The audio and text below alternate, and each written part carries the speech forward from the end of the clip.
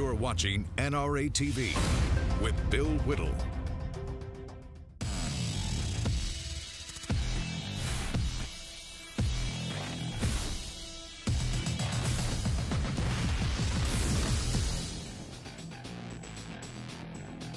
Hi, everybody. Welcome to Los Angeles, California. I'm Bill Whittle. This is the Hot Mike Show. Hot Mike, unfortunately, cannot be here today. He's got a photo shoot. He's actually got a recurring gig. He plays, it's a photo character for Harlequin Romances. He plays Trantor, the Algerian pirate, and they've got a new book coming out. I think it's Trantor and the Ohio Housewife, something like that. In any event, he's at a photo shoot today, so we won't be able to make it. Hope to see him tomorrow. Today, our topic is censorship, but the kind of censorship that is actually the most pernicious kind of censorship of all, and that's what I like to call invisible censorship. It's the kind of censorship that happens without you really knowing about it. Our government was structured almost 250 years ago, was structured in such a way that government censorship, even today, is virtually impossible. The checks and balances built into the Constitution and the veneration of the First Amendment, generally speaking, by both Democrats and Republicans, has kept the idea of government censorship pretty much in check, with one or two exceptions. Actually, it's not even censorship in that case. I'm thinking of Dinesh D'Souza and the filmmaker that made the movie that Hillary Clinton blamed Benghazi on. But in terms of the government saying, no, you can't publish that, or in terms of the government's pulling, programs off the air, that doesn't seem to really happen. Not for political reasons anyway. They certainly used to censor for profanity, and I suppose they still do. The kind of censorship that we're facing today has got an awful lot to do with the fact that new media, social media, which is essentially internet media, is not something that can be controlled. There's not something that the FCC can control. It's not something that the ABC censors can control. It's a pretty much wide open free-for-all. That comes with a downside, certainly. There's some lunatics out there, and there's some nastiness, some genuine hateful people out there. But the bottom line fact is that the internet was designed to survive a nuclear attack. It was built in such a way so that information would be sent out in multiple different packets, and they'd all arrive at the destination, and they'd be checked and so on. So it's virtually impossible to bring it down. Now, this presents a problem if you're a power-hungry totalitarian statist, because those pesky citizens out there now have the means to talk directly to each other, not having to go through multi-million-dollar studios with approval from the Federal Communications Commission and so on. The nerve of those great unwashed hordes of knuckle-dragging savages. They can actually speak to each other one-to-one directly on the internet in very much the same fashion that we're doing now, and certainly in the same fashion that I've been doing at BillWhittle.com for 7 or 8 years now. I've got, I don't know, 5,000-6,000 videos on various places, and somebody did a calculation, and I've had 50 million views on YouTube. Now, most of those is me checking the counter to see how many views I've got, but nevertheless, it's still a pretty big number. So the question then becomes, how do you censor this? If you are a left-wing totalitarian, how do you stop something this egalitarian? How do you stop something this open, this robust, this almost infinite in terms of size? Well, you got to do it somehow, because as we're about to find out today, if conservatives have a chance to get into an argument, anything looking remotely like a fair fight with the left goes down. So that fight has to be prevented. Now, YouTube has actually started a censorship program, as you can see from the video here. And as always, they're masking it in the fig leaf of virtue. Basically, what they're saying is they're going to be cracking down on hate speech and fake news. And here's the problem with YouTube cracking down on hate speech and fake news. It's the same problem with censorship of any kind anywhere. And the problem is, who decides what is censorship? Who decides what is fake news? Who decides what is hate speech? Look, folks, it's pretty simple, really. Free speech is either free or it's not. It's not free, but it's not kind of free. It's not free on Saturdays. It's free or it's not. When you have freedom of speech, you will get some obnoxious, hateful, disgusting, disgraceful, obscene, awful, awful, awful content. And that is the price you pay. Because if you don't, then somebody has to make a decision. You know, as a little boy, I It's a long story. I'll try to keep it short as possible. I was 5-6-year-old boys when I was growing up, drew pictures of airplanes, you know, and World War II was not too far behind us. I grew up in the mid-'60s. My dad was a World War II vet. And I drew pictures of American airplanes shooting down German planes and stuff and the bullets coming out. And so I was drawing a German plane, and I was trying to get the swastika on the wing right, because if you're a young kid, a swastika is a little difficult to draw. So I practiced on my hand. I came home one day, my dad saw a swastika drawn on my hand, and that's about the only time I've ever seen him like all the way angry. It took my mom to explain to him that he's just, you know, basically trying to do this for the drawings because my dad fought against the Nazis. Here's why I tell that story. Many, many years later, when the Nazis were marching in, was it Skokie, I want to say, Illinois? I remember thinking, my God, my dad is going to want these people just banned. He's just going to say, lock them up. And he said, no, Bill, we can't lock them up. I said, what do you mean? He said, no, they got to march. What? Yeah, they got to march, because the problem is, if we say that the Nazis can't march, then who decides who can march and who can't? Who decides? And if somebody can decide, then we're done. We're finished. That stayed with me. So somebody wants to censor YouTube and Facebook and Twitter and Instagram and all the rest, and they're doing it, and in a moment we'll get to how. But I'll tell you who wants to censor it. It's people like John Podesta. You may remember John Podesta. He's the guy who basically, during Hillary Clinton's campaign manager, Podesta's the guy who said, let's pay people to go to Donald Trump protests and violently disrupt them, and that way we can make Trump look like a bunch of, Trump supporters look like a bunch of violent lunatics. And Podesta's also the guy who kind of, you know, made sure that Bernie Sanders didn't win the nomination. John Podesta is an evil man who belongs in jail. And I don't think there's much question about that. But let me just quote, I'm quoting directly from this Breitbart article from a day or two ago, where John Podesta says that social media companies should police fake news. The direct quotes from the Breitbart article.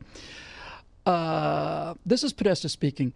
I think that, again, the social media companies have a responsibility to try to do a better job of knocking off fake sites and be able to police, to some extent, the propagation of fake news.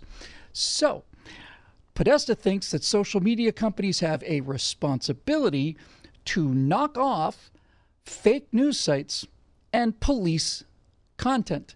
Who decides what's a fake news site, John? Can we agree that CNN is a fake news site? You know, CNN, the company that gave your candidate debate questions ahead of the debate and gave her an incredibly unfair advantage. You know, that company, the company that that James O'Keefe has video of executives saying, no, the whole Russia story it's nothing there. It's really just fake news. Is that who you're talking about? You're talking about social media as being sure that CNN is kicked off of the internet, make sure that Facebook doesn't run any CNN videos, that YouTube isn't showing any CNN content. Is that the kind of fake news you're talking about, John? Just curious, just trying to get the situation straightened out. He said that the propagation of fake news was a national security threat, complaining that, quote, Russian bots and trolls, unquote, helped spread negative stories about Hillary Clinton across the internet. Let's just say that's true for a second. What if it was Russian bots and trolls that spread stories of Hillary Clinton storing national security secrets on an illegal server, and that she contacted people, including the President of the United States, illegally in direct violation of federal law?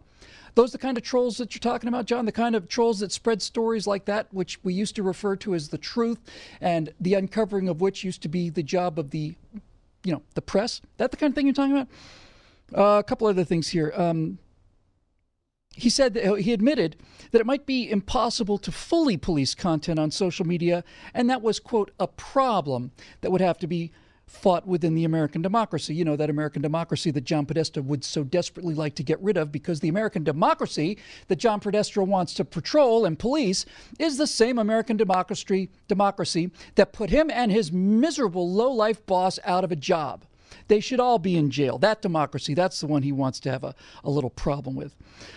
He says you can't just ignore it. You have to deal with it and come to terms with it, offering advice for future Democratic candidates. By the way, if you're a future Democratic candidate, by all means, speaking as a Republican, please, please, please, please, please, please, please, please, please take all of the advice from John Podesta that you possibly can. And finally, he basically said that Hillary Clinton's campaign failed to use social media as effectively as President Barack Obama did.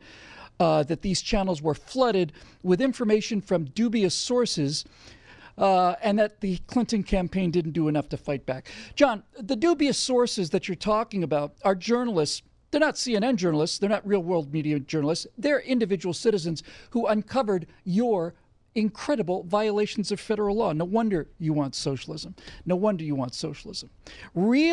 Censorship, both. Real censorship, the dangerous censorship, is the kind of censorship you don't realize is even happening. So now that I've gotten that out of my system, let's bring in a guest who really has a very, very deep and clear insight into this. Our friend Craig Strazzeri is the Chief Marketing Director for Prager University. We have a lot of friends in common, do a lot of work together. Prager is a titan, and Prager University was a determined, extremely well-produced effort to take fundamental civic issues and portray them as accurately as possible. And if you're going to tell the truth to the American people, that's something that has to be stopped right quick, isn't it, Craig? That's exactly right. Well, thank you for having me on, Bill. This last week just marked the 1-year anniversary when PragerU team discovered that YouTube is restricting over 20 of our videos. And for those of you who haven't seen the PragerU videos, they're very educational in nature. They're animated with a well-known presenter talking about topics like, why did America fight the Korean War? That's one of the videos that YouTube does not want young people to see, which is actually just laughable. They hide behind, excuses of algorithms and, community flagging. But I've actually had some interesting conversations with YouTube staff members recently, and I've learned some telling information that's actually even more scary than we initially thought in terms of how deliberate this is. You have had conversations with YouTube staffers. Can you give me, before I go on, can you give me just 2 or 3 more titles of the kind of things that have been age restricted? In other words, these are the kind of things that cannot be seen by anyone under the age of 18. And so we're crystal clear on this, ladies and gentlemen. We are talking about people who are having a political conversation. There's not so much as a damn in them, I'll bet you. There certainly is no word that you wouldn't feel comfortable speaking at your Thanksgiving dinner at home, and the people that watch the show are the finest people in America. What are some of the other titles that they've restricted to 18 years or older, Craig? Yeah, so there's 28 of them, so I'll name off a few. The Least Diverse Place in America, which is about the lack of diversity of thought on college campuses. Why America Must Lead. Who's More Pro-Choice, Europe or America? Who Not to Vote For. That was a very comedic video with Adam Carolla, just basically talking about don't vote for the guy who says, I'll fight for you, and, who just promises you everything, which is, there is absolutely no reason that should be censored. Craig, hold on right there. This is really, really important. The one you just mentioned, because I've seen the Adam Carolla video. It's terrific. When he says, in the video, when he says who not to vote for, does he say don't vote for Hillary Clinton? No. Of course not, because that would be a violation of your 501c3 status, and you'd have to be a 501c4. So, folks, let's just be clear on this. A comedian has a video at Prager University, a well-known comedian, well-known and popular comedian, saying don't vote for the person who's making you all of these promises because they're just using it to get political power. There's not a curse word in it, and YouTube has decided that that kind of material cannot be seen by anybody under the age of 18. Is that fair, Craig, what I just said? That's exactly right. And so when we first discovered this, the first response YouTube gave us was that, oh, there's an algorithm that detects keywords that are inappropriate or objectionable, and restricted mode is meant to keep kids from watching pornographic or violent content. Anyone who's seen our videos, again, will obviously know that our videos are neither violent nor pornographic. And so recently I went to YouTube's offices in New York. They had invited a lot of conservative organizations out to YouTube, and they specifically said with a smile on their face, if you are having any issues with your channel that you want to bring up, we're here for you. We want to help get them resolved. So I raised my hand and said, well, we are having an issue at PragerU. You're restricting 28 of our videos, which is making it nearly impossible for young people to see them. And there's no reason that they should be restricted. They're educational in nature, very appropriate. The only reason they seem to be restricted are that we are conservative and have conservative ideas. And so their response, again, hid behind algorithms and community flagging. But very recently, so 2 days ago, we got a call from YouTube saying after a manual review, so meaning they had actual people at YouTube rewatch the 28 videos that we appealed as being restricted, After they rewatched them, people at YouTube, I keep saying it because it's actually hard to believe, they said, yes, these videos should be restricted. Young people should not see them. So when we pressed them further, I pressed them on the specific topic of why America fought in the Korean War. They said, well, YouTube is a family-safe environment, and war is not a family-safe topic. So, I mean, is that right? Let me just stop you right there. War is not a family-safe topic on YouTube. Is that right? Well, I would like to have somebody take a quick count of the number of video game playing segments there are on YouTube. I want to know how many people are being knifed in the throat in Call of Duty on YouTube right now. I'll bet you anything that 10,000 videos like that are added every single day to YouTube. Every single day. Family-friendly place where we don't want to get people upset about war. You go to YouTube and look at some of these gaming channels, and you will see the most unbelievable, appalling acts of violence, and they're being narrated by 15-year-olds, and they're getting 60 million views. That takes a lot of nerve, Craig. That takes a lot of nerve for them to say that to your face. It does, and I even took it a step further, and I let them know on the Korean War specifically, I'm in restricted mode. I turned on the filter to see, and I typed in Korean War. Not only did I find several videos on the Korean War, not PragerU's because that was restricted, but there are videos on the Korean War from left-leaning sites like Crash Course, for example, that make similar short animated videos on the same topic that they say is so forbidden on YouTube, and they still show up under restricted mode when it's from a left-leaning perspective. So it's just, we didn't have many doubts to begin with, the lack of rational response from them over the last year since we've identified this issue, but now it's just absolutely clear they don't like us because we're conservative. They don't like us because we're successful. Last year, we had 250 million views. This year, we already have over 350 million views. We have over 2 million views every single day with our PragerU videos, and they're reaching young people. That's our main demographic. So YouTube doesn't like that we're so easily reaching the next generation, and we're actually having an impact. So what do? They slow it down by restricting 28 of our videos and making them a little harder to access for young people. I'm going to use some language that you never would find in a PragerU university, but those miserable low-life bastards. We're going to be back in 2 minutes after the break, and we'll continue this discussion with our friend Craig Strazzeri. He's the Chief Marketing Officer for PragerU. We're talking about invisible censorship on the Hot Mic Show right here on NRA TV. 1 second, nothing is going on. The next second, Quick Trip's on fire, the meat market's on fire. In 2009, my husband was murdered right in front of me by a man who was stalking me. She was still waiting for her permit to be approved long after New Jersey's 30-day waiting period had passed. Even a stable society like America's is really on a razor's edge. Our history is that we've always utilized and exercised our right to bear arms because it's been life or death. When a criminal starts misusing me, I am going to use whatever necessary to get that criminal off my back. A firearm is the only thing that gives me a fighting chance. Gun laws that only apply to the law-abiding citizens. How can that be right? They don't trust their soldiers stateside, carry weapons on military bases. I mean, that's insane. It doesn't say the right of the property owner to keep and bear arms shall not be infringed. It is the right of the people. So yes, it applies to all of us. You've been warned. You might learn something.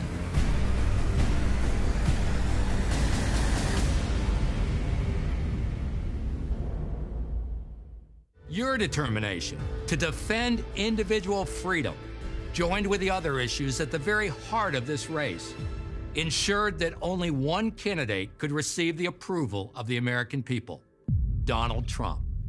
The disgraceful media attempted to manipulate your emotions. They tried to suppress your enthusiasm, your speech, your vote. But you would not be distracted from the core freedom that was truly at stake. And for that, you deserve the gratitude of the entire nation. You proved the founders right, that the ultimate check and balance in this country is the American people.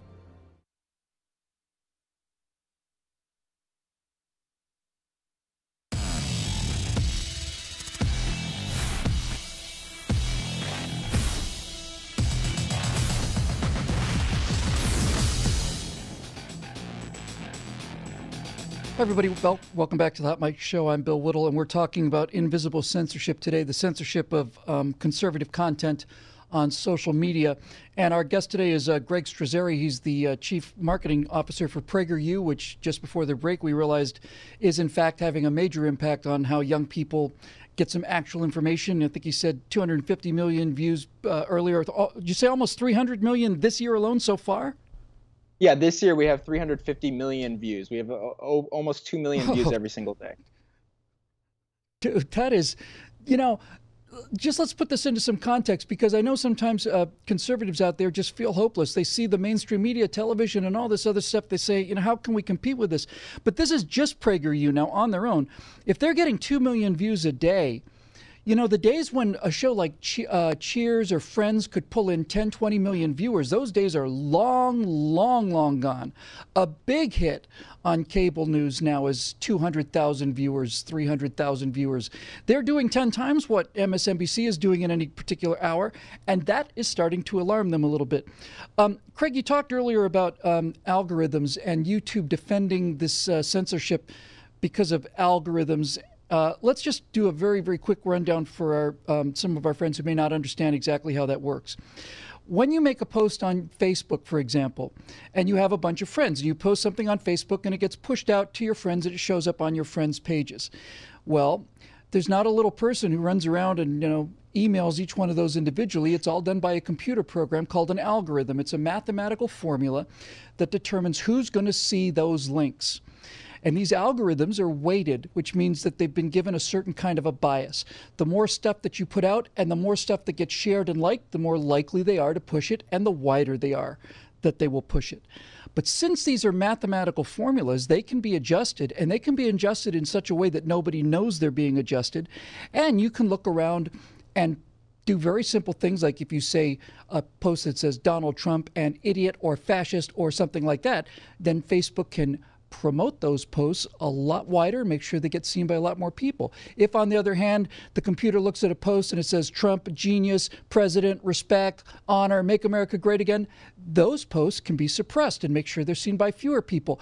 And Craig, the problem with this is we have no way of knowing other than our own anecdotal evidence, which is growing very powerful, isn't it?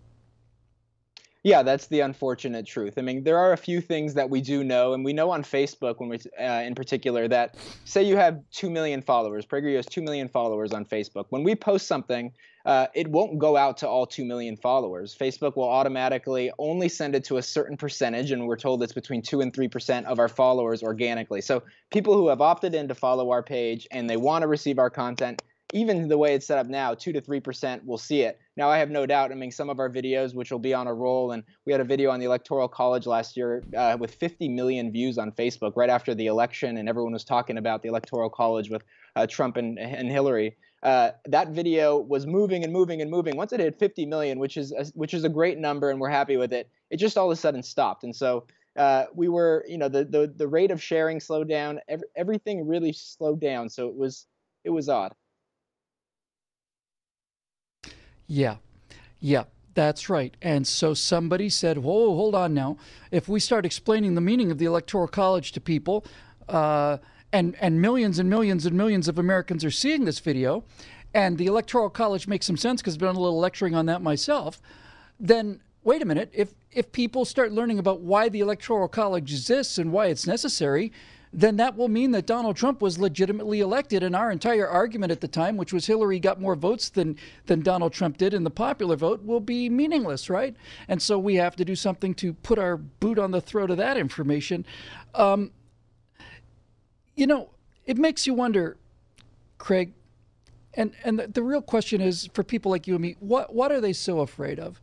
We know what they're afraid of. They're afraid that if information gets out there, the American people will never vote Democrat again. But just this morning on Grant Stinchfield's show, Grant was saying that a number of big organizations like the Washington Post and U.S. News and World Report and all the rest of them, they said that the NRA is gone nuts. They're losing their minds. And the reason I think for this is that the NRA, and the reason I'm proud to be here, is now becoming a defender of First Amendment rights as vigorously as they have been of Second Amendment rights. And I get the feeling, Craig, and I'm curious to get your take on it, that these people, having been given 40 years to control the message without any pushback at all, have suddenly realized that with the election of Donald Trump, these conservatives are suddenly emboldened and they're fighting back. And of course, Prager and you and all of us, me, my work, we've all been doing this for 7, 8, 10 years now. But do you get the sense that they're scared? Do you get the sense that they know that the game is not what it used to be, that we are coming back with messaging that's not just messaging, it's actually better messaging than what they're putting out?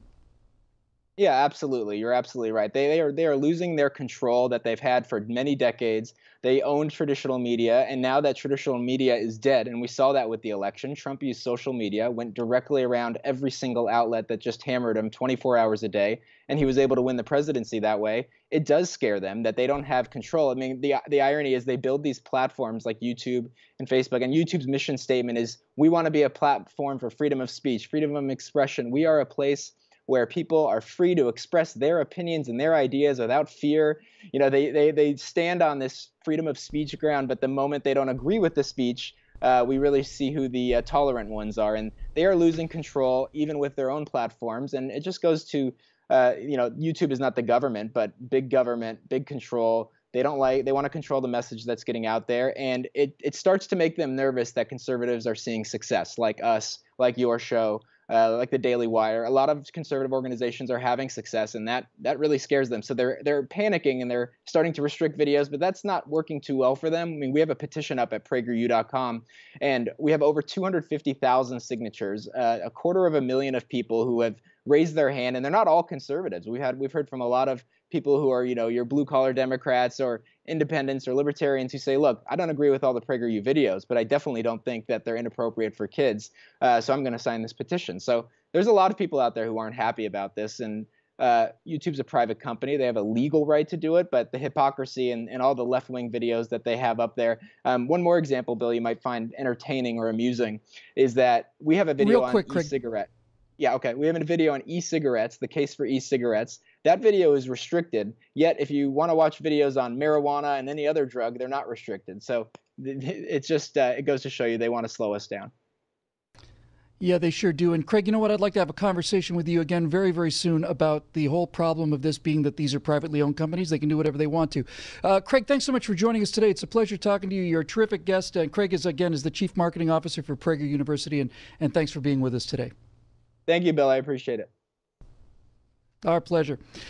That's it, folks. That's the problem. That's the plan. They know we're starting to succeed, so they're doing everything they can to shut us down. But we're not going to let them shut us down, are we? We're not going to let that happen. You can become a member at BillWhittle.com. You can become a member at NRA at the NRA, obviously, and you can keep watching NRA TV. We will be back tomorrow. More fights to fight, and we will see you then.